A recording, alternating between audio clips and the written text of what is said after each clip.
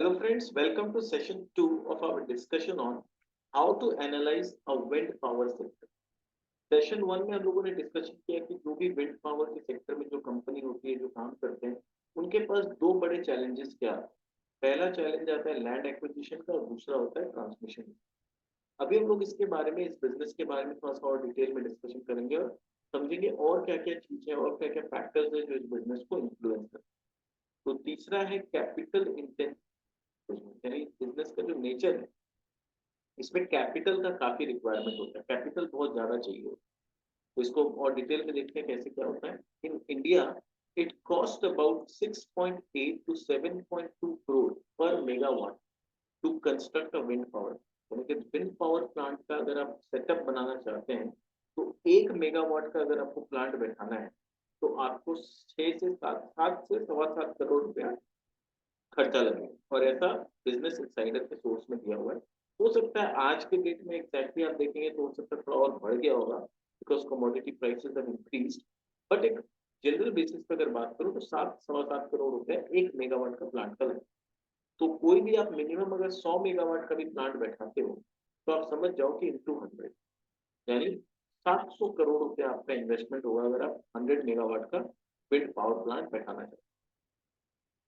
Having large wind power plant is fairly capital intensive activity requiring large amount of funds.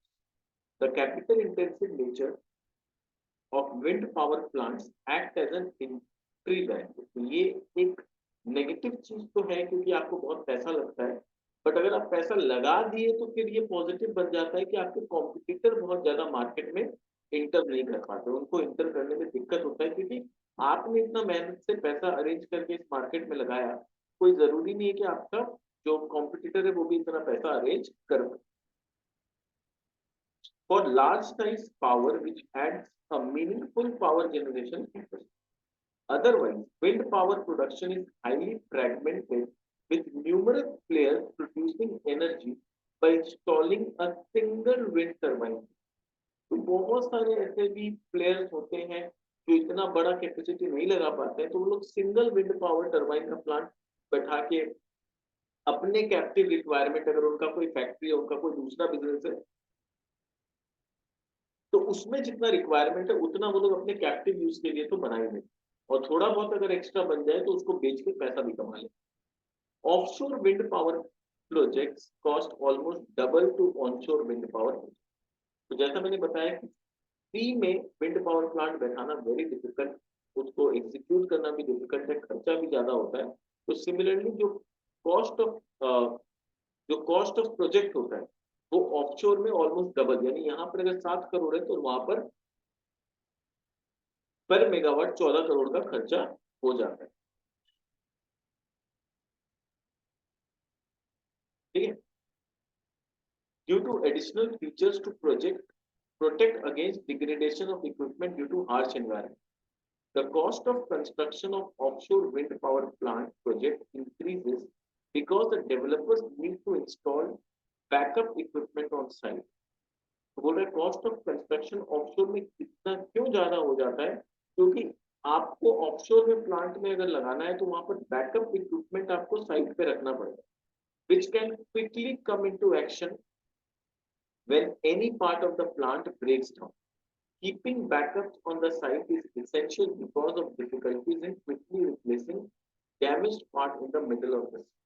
तो middle of the सी में सारा जब arrangement किया हुआ है तो वहां पर आपको एक्स्ट्रा, जैसे हम लोग गाड़ी में स्टेपनी रखते हैं ताकि कहीं पर भी बीच रास्ता में अगर टायर पंचर हो जाए तो हम इजीली चेंज कर सकें, तो वैसे ही यहाँ पर आपको स्टेपनी की तरह आपको एक्स्ट्रा इक्विपमेंट्स वहीं पर साइड में रखना पड़ता है कि कुछ भी डैमेज हो तो आप इमीडिएटली कर सकें, क्योंकि अचानक से आप समुद्र के बीच में तो इक्विपमेंट ले जाना बहुत आसानी से नहीं हो पाएगा, तो इसलिए वहीं पर एक्स्ट्रा आपको इक्विपमेंट रखना पड़ता है। तो ये एक मेजर चीज।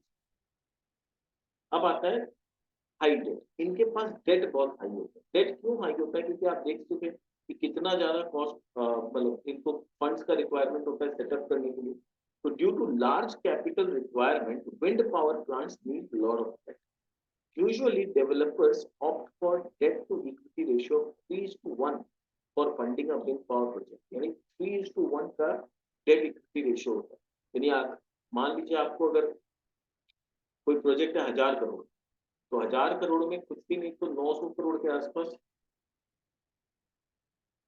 सॉरी 750 करोड़ के आसपास आपको डेट का रिक्वायरमेंट पड़ेगा, और 250 करोड़ का आपका इक्विटी से होगा। तो डेट इसलिए बहुत ज्यादा होता है। The presence of large amount of debt brings in additional risk if the terms of debt are not aligned with the cash flow pattern of the wind farm. अब इसको बहुत ध्यान से समझिए, ये बहुत छोटा सा बट बहुत बड़ा टेक्निकल चीज, इसको समझना है। आपने डेट ली, मान लीजिए 1000 करोड़ का प्रोजेक्ट था, 750 करोड़ आपने डेट लिया, 250 करोड़ आपका इक्विटी लगा, प्लांट रेडी हो गया।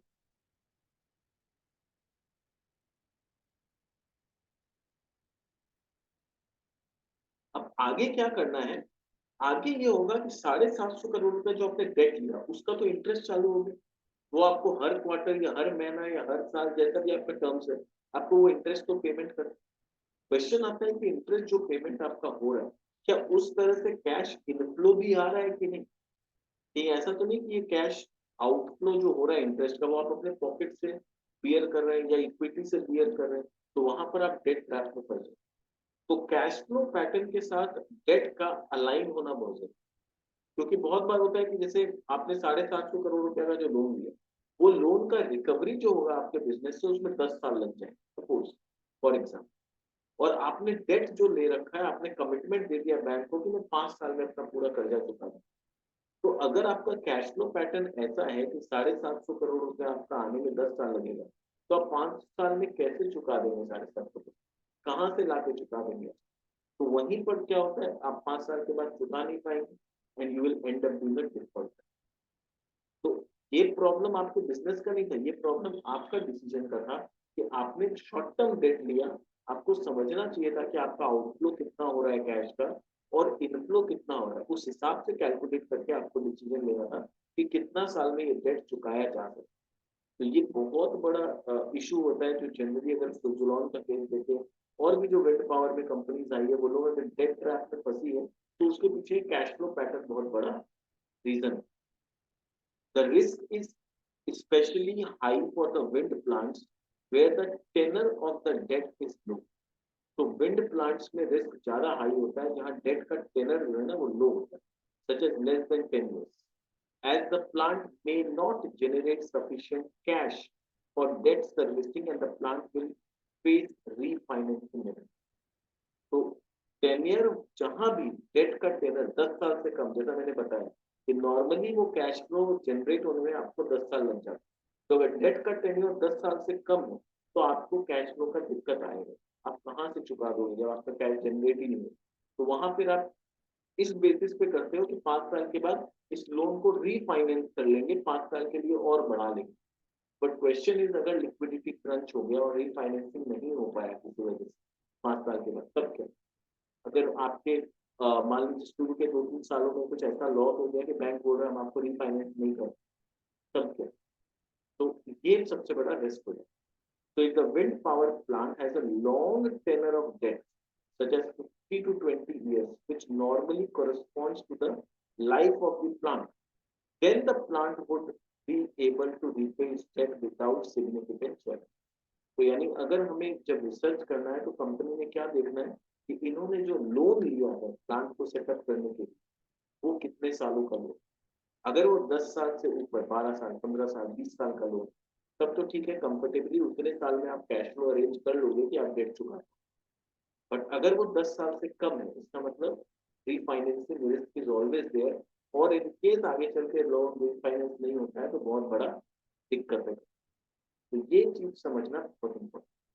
Therefore, the terms of debt are important aspect of the financial performance of the wind power. तो विंड पावर प्लांट में तीसरा चीज जो नोटिस करने का है वो है कि डेट स्ट्रक्चर है। आपने जो डेट लिया है वो 3:1 स्टैंडर्ड है, कहीं आपने 4:1 तो नहीं कर लिया, तब वो खराब हो जाएगा। अगर 2:1 है तो अच्छी बात है। फिर डेट जो आपने लिया क्या रेट ऑफ इंटरेस्ट पे लिया, कितने साल के लिए लिया है, उसका मेच्योरिटी कब हो रहा है, ये चीज important. Point number 4, seasonality in production and high working capital needs. तो चौथा जो है पॉइंट जो थोड़ा इस बिजनेस को और नेगेटिव बनाता है कि प्रोडक्शन उसमें सीजनैलिटी है ना। सीजनैलिटी क्यों है, पूरे साल तो सेम स्पीड से हवा चलता नहीं है।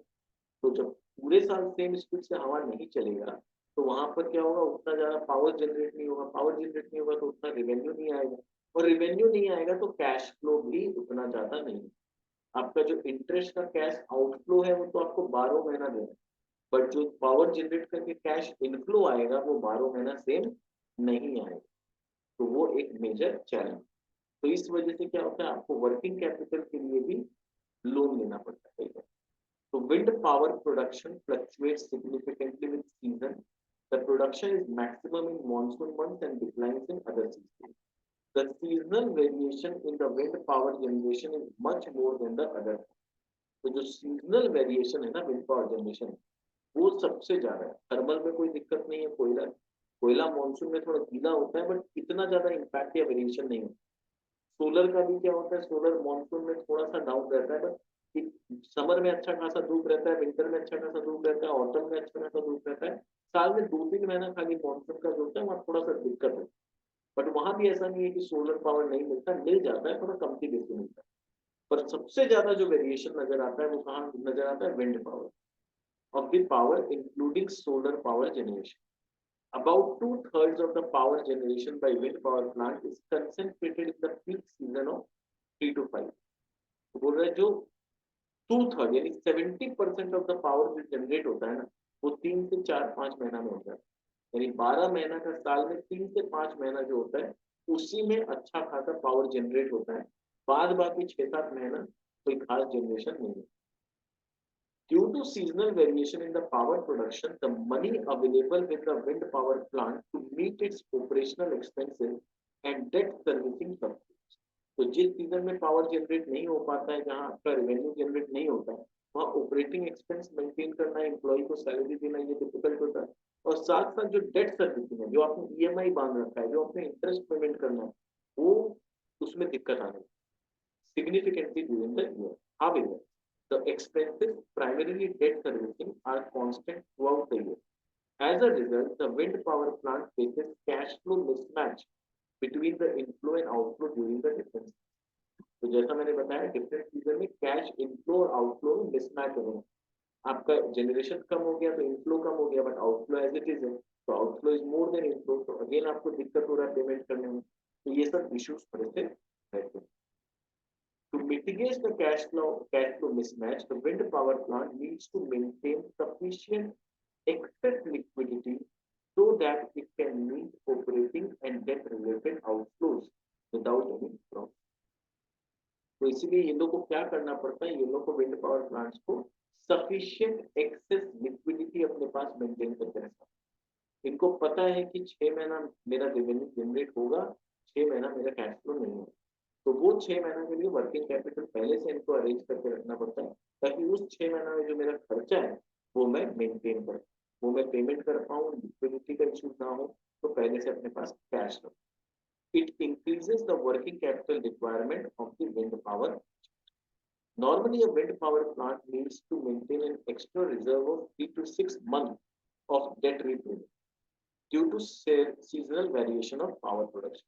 तो 3 से 6 महीना का एक्स्ट्रा कैश अपने पास रखना पड़ता है, क्योंकि ऐसे 6 महीने होते हैं जहां पर कैश इनफ्लो नहीं आएगा, बट आपको जो ईएमआई पेमेंट करना है वो करना ही पड़ेगा। High liquidity backups put pressure on the returns that wind power plants can generate from their investment. अब लिक्विडिटी बैकअप के लिए इनको रखना पड़ता है, इसलिए ये लोग उस लिक्विड मनी को कहीं पर इन्वेस्ट भी नहीं कर सकते, और क्योंकि वो लोग इन्वेस्ट नहीं कर सकते तो रिटर्न ऑन इन्वेस्टमेंट इनका नहीं, क्योंकि वो पैसा इनको 6 महीना का, मान लो एक्स्ट्रा पैसा इनको अपने पास कैश में लिक्विड फॉर्म में रखना पड़ता है। तो लिक्विड फॉर्म में जब पैसा रहता है तो वहां से कोई इन्वेस्टमेंट में गेन ज्यादा नहीं होता, तो ये दिक्कत इनको। Therefore, some wind power developers do not maintain sufficient liquidity buffers, which increases the risk of. तो अब यहाँ पर हम लोग एज एन एनालिस्ट या एज एन इन्वेस्टर हम लोग को क्या दें, हम लोग को ये समझना है कि कौन सी कंपनी है जो बहुत रिस्क लेके चल रही है। अगर कोई कंपनी है जो अपने पास लिक्विडिटी नहीं रखा है और पैसा को इन्वेस्ट कर दिया है ब्याज के चक्कर, कि पैसा इन्वेस्ट कर दो वहां से कुछ रिटर्न आए, तो उसके नंबर्स तो अच्छे दिखेंगे कि रिटर्न और इन्वेस्टमेंट इतना ज्यादा आया, बट एज अ बिजनेस हम लोग को ये समझना होगा कि उसने लिक्विडिटी नहीं रखा है, तो जब सीजन में आउटफ्लो ज्यादा होगा, इनफ्लो नहीं होगा, तो ये डिफॉल्टर भी हो सकता है। तो अभी जो रिटर्न ऑन इन्वेस्टमेंट अच्छा दिख रहा है, ये कंपनी आगे चल के डिफॉल्टर भी हो सकती है। और वहां पर अगर हम लोग ऐसे कंपनी में इन्वेस्टमेंट रखे अपना, तो थोड़ा सा रिस्क। तो इसीलिए हमेशा बिजनेस को समझना बहुत जरूरी होता है, इंडस्ट्री का काम करने का तरीका समझना बहुत जरूरी है। वरना क्या होगा, सिर्फ नंबर्स को हम लोग अगर देखेंगे तो नंबर्स में हम लोग को ऐसी कंपनी का नंबर्स अच्छा दिखेगा, क्योंकि इन लोगों ने पैसा पार्क लिक्विड फंड में नहीं किया, इन लोगों ने कहीं इन्वेस्ट कर दिया है इंटरेस्ट के नाम से, तो इनका रिटर्न्स को अच्छा दिखेगा, प्रॉफिट अच्छा दिखेगा। बट उस प्रॉफिट से थोड़े से इंटरेस्ट का प्रॉफिट कमाने के पीछे पूरा बिजनेस तो दाव पे लगा दिया इन लोगों ने, वो हम लोग को नहीं नजर। तो ये समझना बहुत जरूरी। Moreover, any time, many times, the increased return wind power plant developers appoint low cost, weak contractors for operation and maintenance. This increases the risk for wind power plants significantly because of high signal. तो बहुत बार ऐसा होता है कि अपना operation और maintenance cost को कम करने के लिए, अपना ऑपरेटिंग मार्जिन को ज्यादा दिखाने के लिए, इन्वेस्टर्स लोगों को की नजर में पॉजिटिव बनने के लिए वो लोग क्या करते हैं, वीक कॉन्ट्रैक्टर्स को अपॉइंट करते हैं जिनका क्वालिटी अच्छा नहीं होता है, और वो कम फीस चार्ज करते हैं ताकि इनका खर्चा कम हो, इनका ऑपरेटिंग मार्जिन ज्यादा है, ग्रॉस मार्जिन ज्यादा है। तो ये सब तरीका होता है जहां पर आप इन्वेस्टर्स को बेवकूफ बना रहे हो, आप बिजनेस के साथ कॉम्प्रोमाइज कर रहे हो, बिजनेस के क्वालिटी और स्टैंडर्ड के साथ कॉम्प्रोमाइज।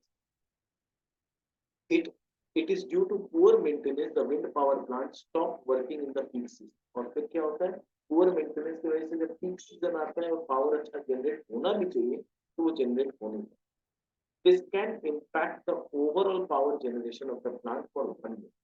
तो जब सीजन नहीं था उस समय आपने मेंटेनेंस भी नहीं किया, फिर इस वजह से जब सीजन आया तो you were not prepared to generate the power. आप दोनों तरफ से नुकसान। Therefore, if a power plant hires a weaker operating and maintenance agency, it may need a replacement of operation and management agency later on, which would involve additional। तो आज अगर इन लोगों ने पैसा बचाने के लिए घटिया कंपनी या कॉन्ट्रैक्टर के साथ काम कर रहे हैं, तो कल को वो कॉन्ट्रैक्टर जब भाग जाएगा, जब बड़ा कोई खर्चा आएगा, तब उनको क्या होगा, दूसरा अच्छा कॉन्ट्रैक्टर ढूंढने में काफी तकलीफ होगा। तो इसलिए हम लोग को ये समझना बहुत जरूरी है। Therefore, investors should be cautious of the wind power plant showing very low operation and maintenance expenses due to hiring of cheap people। तो हम लोग को जब भी हम दो तीन कंपनी को कंपेयर करने बैठे, बहुत जरूरी है कि देखना कि standard operation and maintenance expenses कितना हो। अगर कोई कंपनी कुछ ज्यादा ही ग्रॉस मार्जिन दिखा रही है, अपने कॉम्पिटिटर के कंपैरिजन में बहुत ज्यादा अच्छा नंबर दिखा रही है, तो हम लोग को समझना होगा कि ये कुछ तो अंदर में गड़बड़। In addition, wind power plants may decide to increase return on investment by keeping lower than required liquidity। तो मैंने बताया कि वो लोग अपना इन्वेस्टमेंट को बढ़ाने के लिए लिक्विडिटी भी अपने पास नहीं रखते, तो वहां भी अपने बिजनेस के साथ कॉम्प्रोमाइज हो for operating expenses and debt servicing as well as major maintenance reserve. However, an investor may note that these liquidity reserves are necessary। Moody's penalize wind power plants which do not provide enough money as a major maintenance। तो Moody नाम की जो credit rating agency है, वो हमेशा ऐसी company को penalise करती है रेटिंग देते समय जिनके पास मेजर मेंटेनेंस रिजर्व्स नहीं है और उनको लो क्रेडिट रेटिंग का स्कोर मिलता है। The presence of liquidity buffers and maintenance reserves becomes important for wind power plants because generally wind power plants underperform their projected performance। तो जो प्रोजेक्टेड लेवल्स होता है उससे अंडर परफॉर्मेंस होता है, इस वजह से रिजर्व को मेंटेन करना बहुत जरूरी है। फिर आता है point number 5। In normal course of events in India we hear a lot of options for wind power production conducted by organizations like Solar Energy Corporation of India, that is SECI, and NTPC Limited, where these agencies act as a power purchasers on behalf of distribution। बोले normal course of payment में India में क्या होता है, ये दो agencies है, एससीसीआई और एनटीपीसी। ये लोग क्या करती है, ये लोग एक मीडिएटर बनते हैं और डिस्ट्रीब्यूशन कंपनी के बिहाफ एंड डिस्ट्रीब्यूशन कंपनी के पहले ये लोग आके जो पावर जनरेटर उनको बोलते हैं हम तुम्हारे से सारा पावर खरीद लेंगे और हम लोग जाके डिस्ट्रीब्यूशन कंपनी के साथ डील करेंगे। तो आपको कोई टेंशन लेने का जरूरत नहीं है, आप अपना सारा पावर जो भी बना रहे हो हम लोग को बेच, हम लोग डिस्ट्रीब्यूशन कंपनीज को जाकर फिर अपना बेचें। So these are the auctions which have seen very aggressive bidding by the wind power plant developers, and the per unit cost of wind power has declined below the conventional source of power like thermal power. तो ये जब option होता है तो यहाँ पर ये लोग बहुत कॉम्पिटिटिव बिडिंग होता है और बहुत सस्ते में अपना पावर जो जनरेट इन लोगों ने किया बहुत सस्ते में बेच दिया। तो उस वजह से क्या होता है, विंड पावर का जो कॉस्ट है वो थर्मल पावर के कंपैरिजन में काफी सस्ता हो जाता है। तो एसीसीआई एंड एनटीपीसी इसके अगेंस्ट उनको अश्योरेंस क्या देता है, वो अश्योरेंस देता है to purchase the entire power produced by the auction wind power production capacity at the bid price. तो एनटीपीसी एसीआई उनको बोलता है कि देखो तुम बिडिंग करो, जो सबसे लोएस्ट बिडर होगा हम उसके साथ कॉन्ट्रैक्ट करें, और कॉन्ट्रैक्ट क्या होगा, तुम जितना पावर बना सकते हो बिंदास बनाओ, हम सारा खरीद लेंगे, बट इस प्राइस, किस प्राइस पे, बिडिंग पर। तो अगर मार्केट में कोल का 5 रुपया पर यूनिट है तो ये लोग 2 रुपया पर यूनिट में अपना विंड पावर का प्लांट बेच देते, 2 रुपया 2 रुपया 10 पैसा में बेच देते। तो इतना सस्ता में लोग ऑप्शन की वजह से बिडिंग कर देते हैं। उसके बाद क्या होता है, इनका जितना भी पावर ये लोग जनरेट करेंगे एनटीपीसी या एससीआई से इनसे सारा पावर खरीद ले, और फिर वो लोग डिस्ट्रीब्यूशन कंपनी को जाके 4 रुपया 4.5 रुपया में बेचे। तो this is how they deal with the option. However, wind power plants face situation where the plant is ready, the transmission line is ready. However, the customer or the off-taker is not drawing or buying power from the wind power plant. That is, तो इसका तीसरा risk होता है, जैसे मैंने बताया पहला risk तो ये होता है कि भैया लैंड नहीं होगा, दूसरा रिस्क होता है कि ट्रांसमिशन लाइन नहीं बना, तीसरा रिस्क है कि लैंड भी है ट्रांसमिशन लाइन भी है, बट ग्रिड ओनर जो है या जो ग्रिड में हम लोग का पावर खरीदता है वो हम लोग से खरीद ही नहीं रहा पावर, वो कोई और जगह से खरीदे। तो ये तीसरा बहुत बड़ा रिस्क है। तो उसी के लिए ये बिडिंग वाला प्रोसेस बनाया गया है कि आप टेंशन मत लो, हम आपसे पावर खरीदें। Indian government support renewable power production including wind power by imposing renewable purchase obligation on distribution। तो सरकार ने इस प्रॉब्लम को सॉर्ट आउट करने के लिए जो भी डिस्ट्रीब्यूशन कंपनीज है उनको बोल रखा है कि रिन्यूएबल पावर प्रोडक्शन जितना भी होगा विंड से हो सोलर से, वो आपको खरीदना ही पड़ेगा, that is compulsion for it. तो सरकार ने ये कंपल्सरी कर, which obligates them to buy whatever renewable power is produced. Theoretically, it creates a situation where every unit of power produced by the wind power plants would always find the buyer. तो theoretically तो देख के ऐसा लग रहा है कि ठीक है, जब सरकार ने उनके लिए कंपल्सन कर दिया है कि कोई भी रिन्यूएबल पावर में प्रोडक्शन होगा उनको खरीदना पड़ेगा, तो दिस इज गुड कि मैं अगर सोलर मैन्युफैक्चरर हूँ या विंड के थ्रू पावर मैन्युफैक्चरर कर रहा हूँ तो मेरे लिए सेफ्टी है कि सरकार ने बोल दिया वो लोग सब मेरा खरीदें। बट क्वेश्चन यही है, वो लोग में से कितने जन है जो सरकार का बात सुन रहे हैं। सरकार ने तो फैसला सुना दिया, फैसला को माने तब तो कुछ हो। However, wind power plants faces the problem in selling power to distribution companies, जिसको डिस्कॉम्स बोलते हैं, as the discoms do not buy wind power despite being obliged to do। यानी सरकार का ऑर्डर आने के बाद भी वो लोग बोलते हैं मेरी मर्जी हम नहीं खरीदेंगे, जल्दी सरकार को कंप्लेन करना है तब। तो अब इसके बाद और कोई क्या, सरकार ने इतना स्टेप लिया और उस स्टेप को एग्जीक्यूट नहीं किया जा रहा है ग्राउंड पे। ये लोग सरकार से डरते ही नहीं है, बोलते हैं हम नहीं खरीदेंगे, हमको नहीं चाहिए, हमको नहीं खरीदेंगे, जब सरकार को बोल।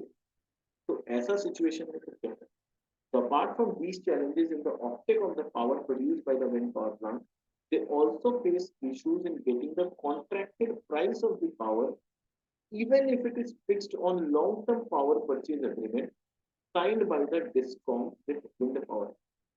अब बोल रहे हैं कि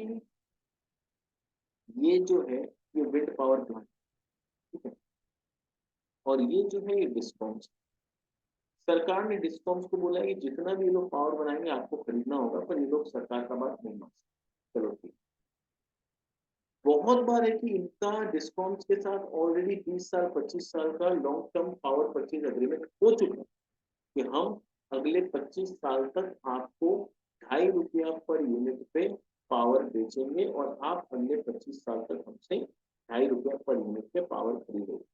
हो गया 25 साल का एग्रीमेंट। अब क्या हुआ, नया टेक्नोलॉजी आया, नया सिस्टम आया जिसमें प्रोडक्शन कॉस्ट और कम हो गई। तो जो नए प्लेयर्स आए वो लोग हो सकता है 2 रुपया 20 पैसा में, 2 रुपया 10 पैसा में ऑफर करें। तो ये डिस्कॉम्स क्या करेंगे, ये long term power purchase agreement भी है उसको भी नहीं मानेंगे। सरकार का तो डर नहीं है, अपने खुद का कॉन्ट्रैक्ट का भी कोई डर नहीं। वो बोलेंगे देखो भाई मानते हैं 25 साल का कॉन्ट्रैक्ट हुआ है, 5 साल ऑलरेडी हो गया, 20 साल अभी भी बचा है।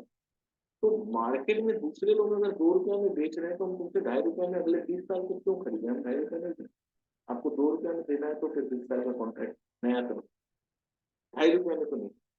तो this is specially true in case of older wind power plant. तो जो पुराने हैं उसमें टेक्नोलॉजी भी पुराना है, उसका कॉस्ट ऑफ प्रोडक्शन भी ज्यादा है।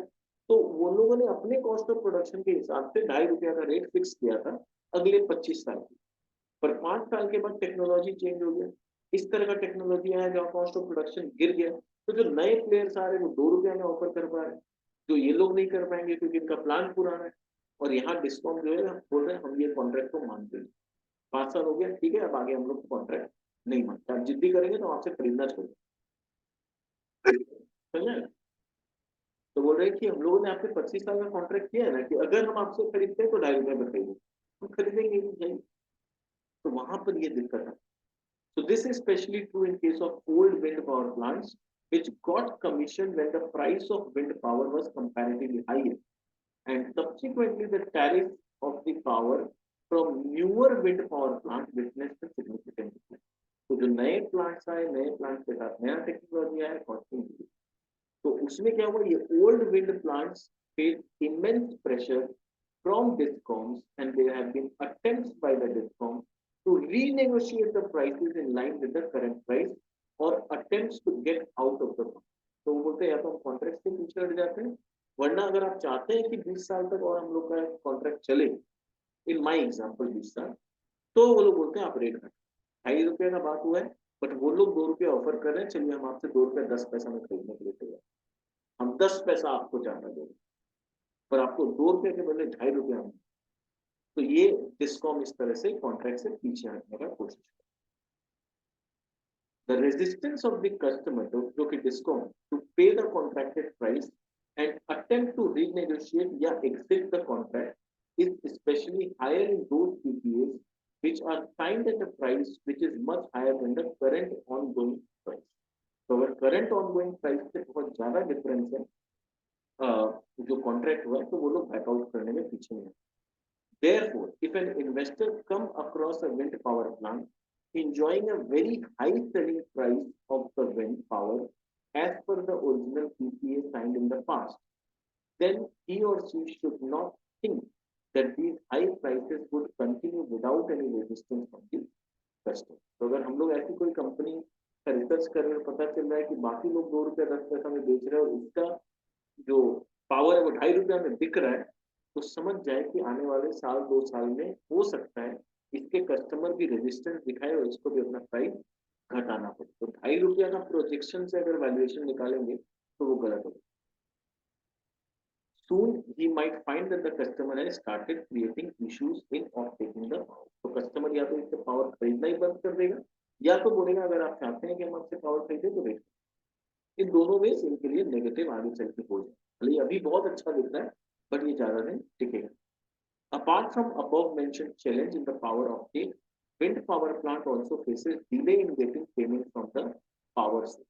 तो अब क्या हुआ, इतना सारा चैलेंजेस तो है, तो वो लाइन से चैलेंजेस है, ये बिजनेस आसान नहीं है। तो जमीन खरीदने में अप्रूवल का चैलेंज है, आपको जमीन मिल गया, वहाँ लोकल लोग जो रहते हैं वो झमेला कर, फिर आपको कैपिटल बहुत चाहिए, ट्रांसमिशन लाइन नहीं बना है, सरकार का पीछे पड़ो, ट्रांसमिशन लाइन बन गया तो पता चला जो ग्रिड वाले हैं वो आपसे पावर खरीदने में इंटरेस्टेड नहीं।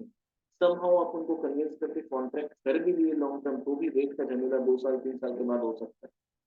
तो ये इजी नहीं है। और आपका मान लो रेट भी आपने ठीक कर दिया कि चलो भाई 2.5 रुपया नहीं, 2 रुपया 10 पैसा नहीं मैं बेचूं, तो पेमेंट नहीं हो, वो खरीदे जा रहे हैं पर पेमेंट नहीं दे रहे क्योंकि डिस्काउंट का खुद का हालत खराब है, उनका फाइनेंशियल कंडीशन पूरा बिगड़ा हुआ। तो वो लोग सामने आपको पावर प्रोजेक्ट मतलब जो पावर प्लांट है उनको पैसा दे ही नहीं पा रहे। तो अब आप क्या करोगे इतने सारे चैलेंजेस।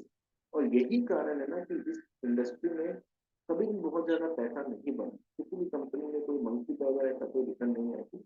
इसमें कदम कदम तो इतने challenge This is due to weak financial position of the district.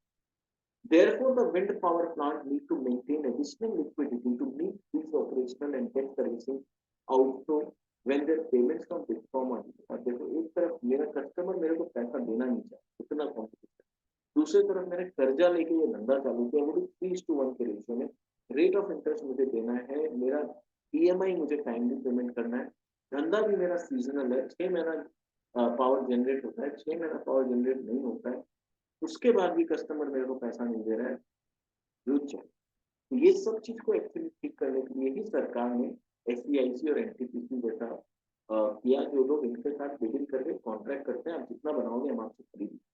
So as a result, the wind power plant which have contracts with central bidding agencies like SEIC and NTPC are considered better than those having PPAs with the state agency.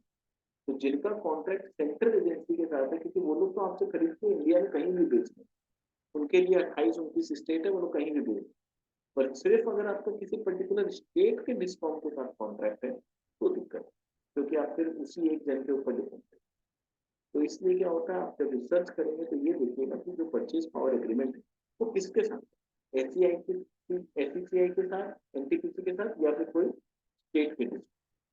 तो ये सारे points आप देखिए, छोटे छोटे points जो कितना critical है बिजनेस, और ये सब चीज आप कैसे समझेंगे।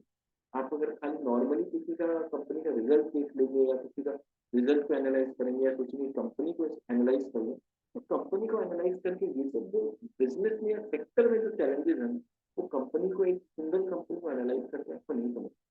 और यही रीजन है कि आप डिसाइडेड कि चलो एक सेक्टर पे वीडियो बनाया जाए, इस सेक्टर को कैसे एनालाइज करते हैं, सेक्टर को कैसे करते हैं। अगर आपको ये वीडियो पसंद आ रहा है तो लाइक जरूर करिएगा, बहुत मेहनत के साथ ये रिसर्च आता है, बहुत मेहनत लगता है इसको खुद समझ के एनालाइज करके फिर आपको समझाने के लिए वीडियो, तो जरूर लाइक करिएगा और आपको कुछ बेनिफिट होगा। तो अभी ये वाले सेशन 2 में हम लोगों ने पॉइंट नंबर 3, 4 और 5 कवर किया। नेक्स्ट पॉइंट नंबर 6 एंड 7 हम लोग अपने सेशन 3 में कवर करेंगे, तो हम लोग को पूरा आइडिया हो जाएगा कि क्या क्या डिफरेंट पॉइंट्स हैं जो कि हम लोग को एक विंड पावर कंपनीज में देखना चाहिए, तब एक मन बनाना चाहिए कि कोई कंपनी इन्वेस्ट करने लायक है भी। चलिए मिलते हैं हमारे नेक्स्ट सेशन में, तब तक के लिए बाय।